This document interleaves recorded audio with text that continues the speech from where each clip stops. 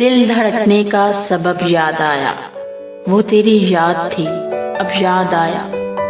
आज मुश्किल था संभलना ए दोस्त, तू मुसीबत में अजब याद आया। दिन गुजारा था बड़ी मुश्किल से, फिर तेरा वादा ए शब याद आया। फिर कई लोग नजर से गुजरे, फिर कोई शहरे तुर्क याद आया। हाले दिल हम भी सुनाते, लेकिन जब वो रुखसत हुआ तब याद आया।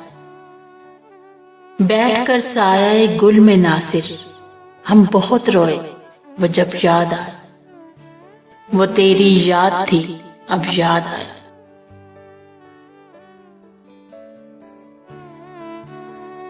अगर आपको हमारी वीडियो अच्छी लगे तो इसको लाइक और शेयर जरूर कीजिएगा और कमेंट बॉक्स में आप अपनी राय का इजहार कर सकते हैं। शुक्रिया। अल्लाह हाफिज।